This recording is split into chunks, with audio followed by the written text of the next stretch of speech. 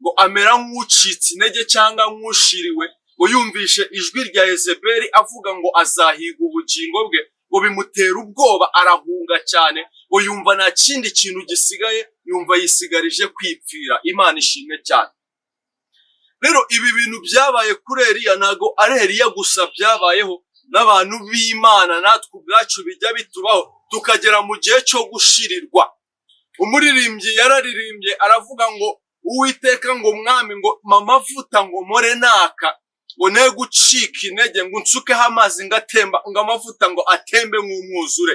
Rero umuntu ugeze mu gihe cyo gucika intege cyangwa mu gihe cyo gukama kw'amavuta mu buzima bwe, hari ibimenyetso ajya agendana nabyo cyangwa hari ibimenyetso bimuranga, ari byo tugiye kuvugaho uno mwanya. Nuza kwisanga muri icyo cyiciro, ni wowe wo gufata umwanzuro ukongera ukagaruka, ukarushaho kongera kubana n'Imana cyangwa ukarushaho kongera kwaka. Ijambo ry'Imana riravuga ngo twemerane, ngo mu Baroma ibice byaho 12, ngo twese ngo turi ingingo muri Kristo Yesu, ngo nk'uko ugutwi kutabaza ukuguru ngo wakoze iki, cyangwa ngo ukuboko kubaze inda ngo urakora iki.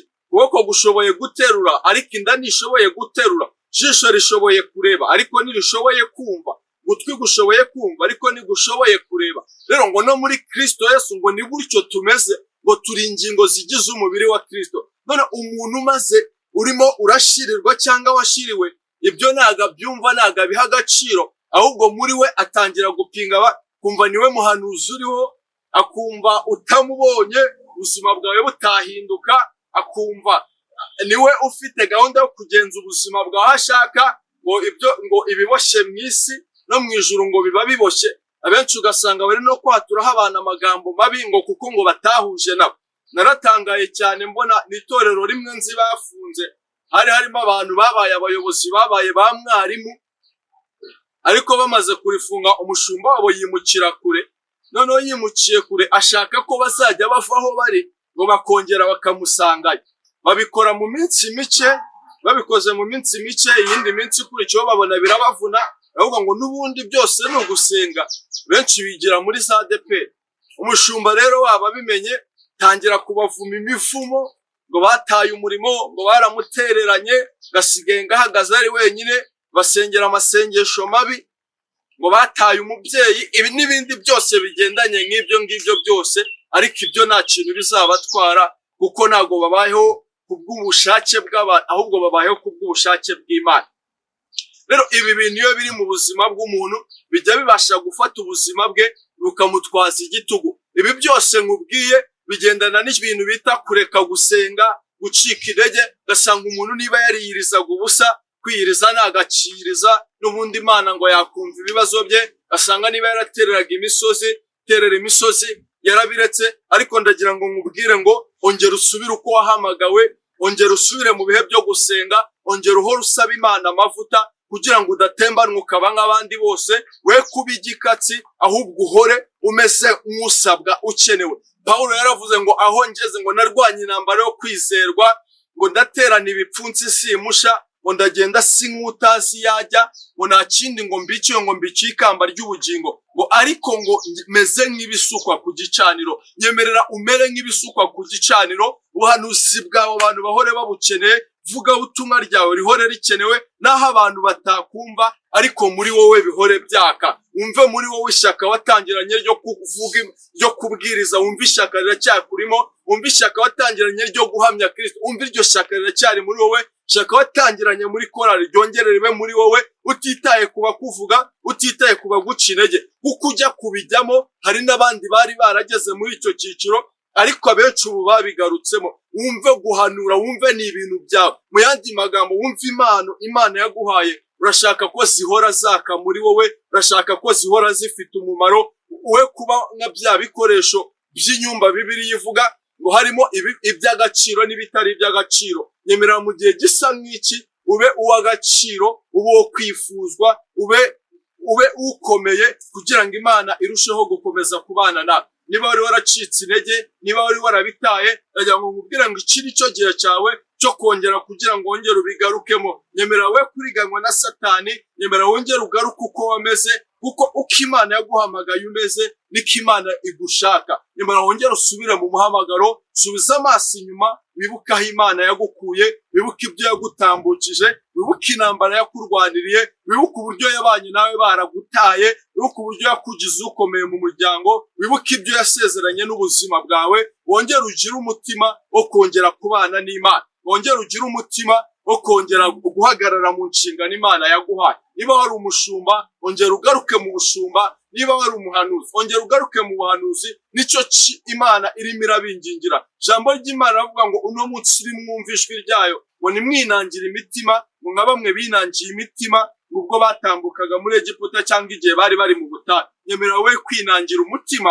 Wenda ubuzima urimo uracamo shobora kuba ari uko wagiye kure y'Imana, cyangwa wataye umurimo w'Imana, cyangwa wataye umuhamagara Imana yaguhamagariye, ukabona ubuzima busa nk'ubugukomereye, ukaba mu mwanya Imana itagushakagamo. Kandi cyatumye Imana iguterekaho, cyatumye Imana ikugirira icyizere, kwari ukugira ngo ube mu buzima bunyuranye n'ubwo ngubwo uhagazemo. Abenshi Imana yarabitubwiye. Rero nyemerera dusengane, wongere ubwire Imana aho uri, ubwire Imana ngo Mana ngarukaho.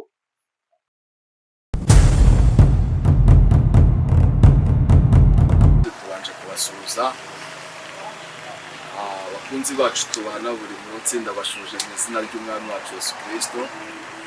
Twari tumaze iminsi tutabonana, tudakora kubw'imbogamizi zari zarajemo, ariko muri no minsi biri kugenda bitungana. Ndabizeza ko buri munsi dushobora kujya tuganira. Rero turabasuhuje n'abandi bashyashya batwumvishe bwa mbere. Hano ni kuri Heaven Citizens TV mu Kinyarwanda, ugenekereje mu Kinyarwanda ku baturage b'ubwami bw'Imana, cyangwa umuturage w'ubwami bw'Imana, bitewe n'uburyo urimo urashaka kubyumva, ariko ni muri iyo sanse birimo. Amazina yanjye nk'ibisanzwe murabizi, nitwa Rutatina Sharifu. Abo dusanzwe tubana murabizi, nta kindi tuganira usibye ku by'ijambo ry'Imana, ubutumwa bwiza aribwo Kristo yadusigiye bwo kuvuga. Reka tudatinze, kugira ngo tuze gukoresha umwanya wacu neza, ku bafite Bibiliya zimeze nk'ingi, mfite Bibiliya yera, tujye mu gitabo cy'Abami cya mbere, dusome duhereye ku murongo wa 14. Duhereye ku murongo wa 14. Uretse tangira. Reka dusome mu gitabo cy'Abami igice cya mbere, igice cya 19 mu gitabo cya mbere cy'Abami, duhere ku murongo wa mbere tugeze ku murongo wa 8. Turasoma twihuta. Biravuze ngo nuko Ahabu atekerereza Yezebeli ibyo Eliya yakoze byose, kandi nuko yicishije abahanuzi bose inkota. Yezebeli aherako atuma intumwa kuri Eliya, aramubwira ati ubugingo bwawe ninabuhabwa n'ubwabo ejo nk'iki gihe Imana zizabimore ndetse bikabije. Eliya abyumvisha atyo arahaguruka arahunga ngo yikize, ajya i Berisheba y'i Buyuda, aba ariho asiga umugaragu we. Ariko agenda wenyine urugendo rw'umunsi umwe mu ishyamba. Ahageze yicara munsi y'igiti cy'umurotemu, yisabira gupfa ati Uwiteka ndarambiwe, icyabimara ni uko ubu wankuraho ubugingo bwanjye, kuko naruta ba sogokuruza ubwiza. Nuko yiryamira munsi y'igiti cy'umurotemu arasinzira. Agisinziriye marayika araza amukoraho aramubwira ati byuka urye. Arakanguka abona umutsima utetse ku makara n'agacuma k'amazi biri ku musego we, ararya aranywa arongera ariryamira. Marayika w'Uwiteka agaruka ubwa kabiri amukoraho aramubwira ati byuka urye, kuko urugendo ari runini rugukomereye. Nuko arabyuka ararya aranywa, iyo nda ayigenderaho iminsi 40 n'amajoro 40, agera i Hereboni ku musozi w'Imana. Agezeyo yinjira mu buvumo agumayo. Nyamara ijambo ry'Uwiteka rimugeraho, ramubaza ati Eliya we urakora iki aho ngaho? Amena. Imana ishimwe cyane. Amagambo dusomye naraye nyasomye, numva hari ikintu ijambo ry'Imana riri kuvugana n'umutima wanjye tuganiraho. Ndagira ngo tuganire ku kintu bita gushirirwa cyangwa gukama kw'amavuta Imana iba yarashyize mu buzima bw'umuntu cyangwa gucika intege. Uno Eliya dusomye ni umuhanuzi wakoranaga n'Imana, ni umuntu Imana yakoresheje ibitangaza bikomeye cyane, ni umuntu wumva ijwi ry'Imana rigendera ku buzima bwe, ni umuntu wagaruriye icyubahiro cy'Imana muri Isiraheli ubwo yari amaze kwica bariya bahanuzi ba Bali bari baranyuranyije n'Imana n'ibwami hose, Isiraheli hose basigaye basenga ibigirwamana. Noneho uyu nguyu agarura icyubahiro cy'Imana muri Isiraheli. Uno Eliya yahagaritse imvura, twese turabizi ku bantu basoma Bibiliya cyangwa ku bantu bagize amahirwe yo kubyumva.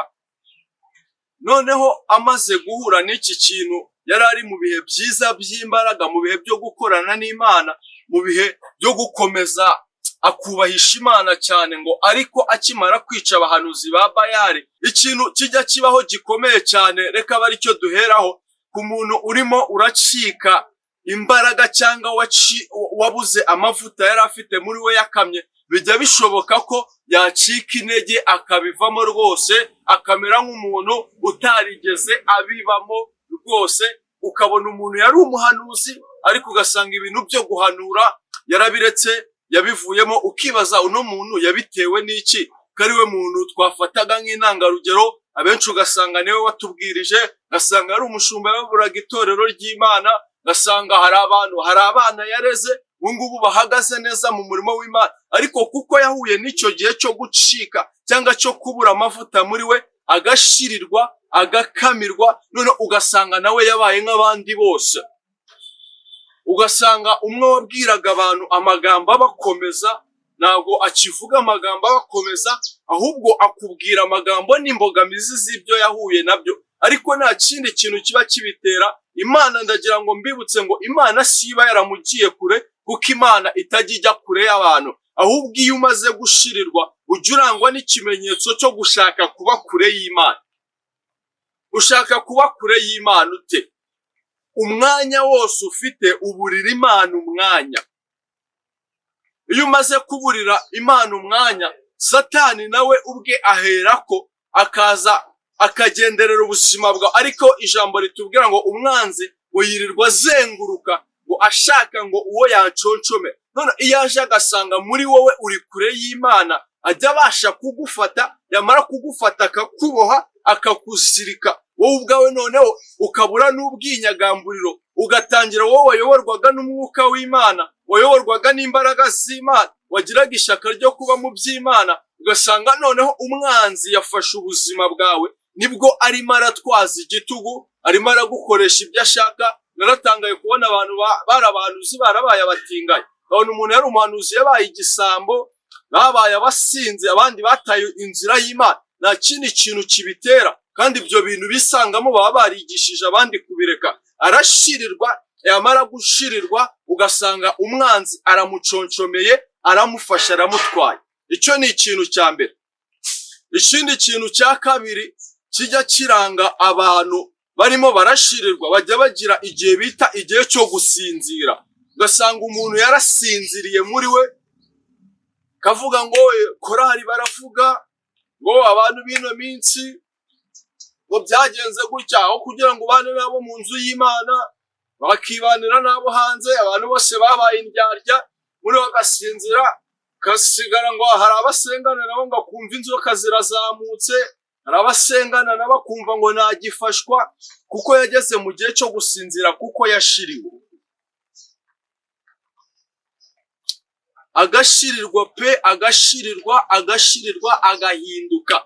Ikindi kintu kijya kiranga abantu bari mu bihe byo gushirirwa cyangwa barimo baragana mu gihe cyo gushirirwa, hajya habaho ikintu bita ubwibone cyangwa kwigaragaza uko atari. Hari umuntu uba uri mu bihe byo gushirirwa ariko akanga kubyemera imbere ya ba bantu tuzi kuhanura, imbere ya ba bantu tuzi kubwiriza. Watugeramo rwose ukagerageza kubyishakamo, ukaba watwigisha, ariko muri wowe ubizi inzira urimo urajyamo cyangwa icyerekezo urimo urajyamo. Wagerana natwe kuko twakubahaga nk'umuhanuzi, ukagerageza ko icyo cyubahiro cy'umubare ry'Imana iravuga ngo twemerane, ngo mu Baroma ibice byaho 12 ngo twese ngo turi ingingo muri Kristo Yesu, ngo nk'uko ugutwi kutabaza ukuguru ngo wakoze iki, cyangwa ngo ukuboko kubaze inda ngo urakora iki. Ukuboko gushoboye guterura ariko inda ntishoboye guterura, jisho rishoboye kureba ariko ntirishoboye kumva, gutwi gushoboye kumva ariko ntigushoboye kureba. Rero ngo no muri Kristo Yesu ngo ni gutyo tumeze, ngo turi ingingo zigize umubiri wa Kristo. None umuntu maze urimo urashirirwa cyangwa washiriwe, ibyo ntago abyumva, ntago abiha agaciro, ahubwo muri we atangira gupinga, kumva niwe muhanuzi uriho, akumva utamubonye ubuzima bwawe butahinduka, akumva niwe ufite gahunda yo kugenza ubuzima bwawe ashaka, ngo ibiboshye mu isi no mu ijuru ngo biba biboshye. Abenshi ugasanga bari no kwaturaho abantu amagambo mabi ngo kuko ngo batahuje nabo. Naratangaye cyane mbona n'itorero rimwe nzi bafunze, hari harimo abantu babaye abayobozi, babaye ba mwarimu, ariko bamaze kurifunga umushumba wabo yimukira kure. Noneho yimukiye kure ashaka ko bazajya bavaho bari ngo bakongera bakamusangayo. Babikora mu minsi mike, babikoze mu minsi mike, iyindi minsi ikurikiyeho babona birabavuna, baravuga ngo n'ubundi byose ni ugusenga. Benshi bigira muri za ADEPR. Umushumba rero waba bimenye, tangira kubavuma imivumo ngo bataye umurimo, ngo baramutereranye, gasigaye ngahagaze ari wenyine, basengera amasengesho mabi, ngo bataye umubyeyi, ibi n'ibindi byose bigendanye nk'ibyo ngibyo byose. Ariko ibyo nta kintu bizabatwara, kuko ntago babayeho kubw'ubushake bw'abantu, ahubwo babayeho kubw'ubushake bw'Imana. Rero ibi bintu iyo biri mu buzima bw'umuntu bijya bibasha gufata ubuzima bwe bukamutwaza igitugu. Ibi byose nkubwiye bigendana n'ibintu bita kureka gusenga, gucika intege. Gasanga umuntu niba yariyirizaga ubusa, kwiyiriza nagaciriza n'ubundi Imana ngo yakumva ibibazo bye. Gasanga niba yaratereraga imisozi, terera imisozi yarabiretse. Ariko ndagira ngo nkubwire ngo ongera usubire uko wahamagawe, ongera usubire mu bihe byo gusenga, ongera uhora usaba Imana amavuta kugira ngo udatembanwa ukaba nk'abandi bose, we kuba igikatsi, ahubwo uhore umeze nk'usabwa ukenewe.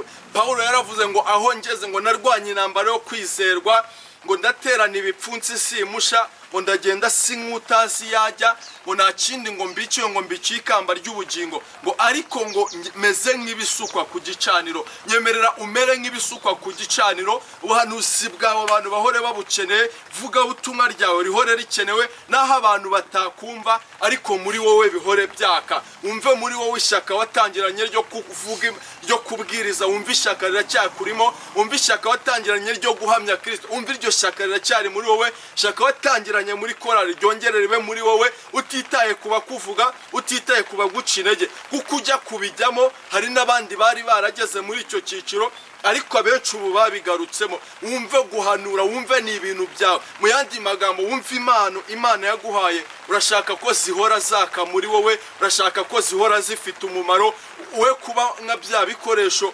by'inyumba Bibiliya ivuga ngo harimo iby'agaciro n'ibitari iby'agaciro. Nyemerera mu gihe gisa nk'iki ube uw'agaciro, ube uwo kwifuzwa, ube ukomeye, kugira ngo Imana irusheho gukomeza kubana nawe. Niba wari waracitse intege, niba wari warabitaye, ndagira ngo nkubwire ngo iki nicyo gihe cyawe cyo kongera kugira ngo wongere ubigarukemo. Nyemera we kuriganywa na Satani, nyemera wongere ugaruke uko wameze, kuko uko Imana yaguhamagaye umeze niko Imana igushaka. Nyemera wongere usubire mu muhamagaro, subiza amaso inyuma, wibuke aho Imana yagukuye, wibuke ibyo yagutambukije, wibuke intambara yakurwaniriye, wibuke uburyo yabanye nawe baragutaye, wibuke uburyo yakugize ukomeye mu muryango, wibuke ibyo yasezeranye n'ubuzima bwawe. Wongere ugire umutima wo kongera kubana n'Imana, wongere ugire umutima wo kongera guhagarara mu nshingano Imana yaguhaye. Niba wari umushumba, ongera ugaruke mu bushumba. Niba wari umuhanuzi, ongera ugaruke mu buhanuzi. Nicyo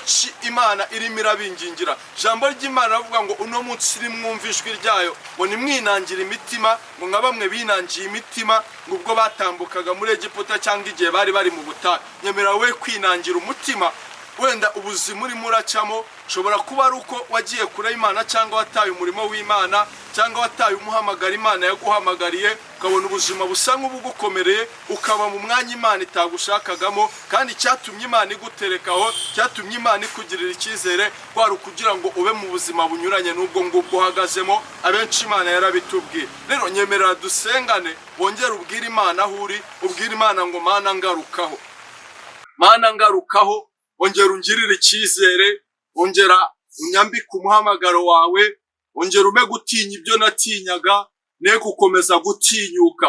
Nyemerera wongere unkure mu bigare ndi kugenderamo, benshi ari mu bigare by'abasinzi, bigare by'abasambanyi n'ibindi byose bisa nk'ibyo ngibyo, ariko nyemerera mu gihe gisa nk'iki ngiki wongere usubire ku gicaniro cy'amasengesho cyongere kibe muri wowe, amavuta y'Imana yongera kuzure, wongere ugire imbaraga, wongere ukorera Imana nk'uko wayikoreraga ugihamagarwa. Ishaka wari ufite ugihamagarwa, nyemerera iryo shaka ryongere ribe muri wowe, we gucika intege, we kuba ujya inyuma ahubwo ujya imbere. Nkunda ijambo ry'Imana rivuga ngo abasore b'imigenda bazagenda baruhe, ngo ndetse ngo abasore bazanacogora rwose. Gucogora bizabaho Imana irabizi, ariko abategereza Uwiteka ngo bazongera basubizwemo imbaraga nshya. Nyemerera usubizwemo imbaraga nshya, ucyumva iki cyigisho tukibana uno mwanya, nyemerera usubizwemo imbaraga nshya, imbaraga z'Imana zongere zikubeho, ubwiza bw'Imana bwongere bukubeho. Ndagusabira Imana kongera gukomera, ndagusabira Imana kongera guhagarara, Imana ikwambike intwaro zose zayo kugira ngo udatsindwa n'uburiganya bwa Satani, ubwiza bw'Imana bwongere bukugarukeho, icyubahiro cy'Imana cyongere gihagararane nawe, imbaraga zo gusenga zongere zibane nawe, guhamya Imana byongere bibe ku buzima bwawe. Nyemerera dusengane, banje kugushimira wowe tubanye uno mwanya, tubanye muri iki kiganiro, nucumva ukumva kiragufashije ucoherereze na bene data bose kugira ngo turusheho kubana, turusheho kwagura ubwami bw'Imana. Reka dusengane. Mana, turagushimiye kubw'ikiganiro cyawe cyiza, turagushimiye kubw'imburo zawe n'ijambo ryawe. Ndagushimiye ko wataye 99 ukaza ushaka twebwe. Rero umaze kutubona ni wadutaye, ahubwo wararushije ubana natwe nk'umujyanama.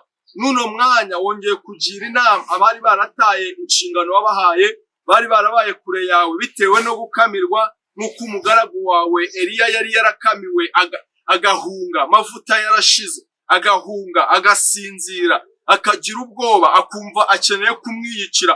Kareba uburemere bw'ibibazo bimugose, ahubwo narebe ubugari n'uburemere bw'ukungana. Natwe benshi n'ubwo buzima benshi bari barimo baracamo, ariko ndagushimiye kuvuganye nawe. Nyemerera uha imbaraga bafashe umwanzuro, nyemerera wongere ubagarukeho, datukore ikintu gishya mu buzima bwabo, babona kuri Imana yavuganaga nabo. Ndagushimiye kubanye natwe mu izina ry'Umwami wacu Yesu Kristo. Amena, amena. Imana ibahe umugisha.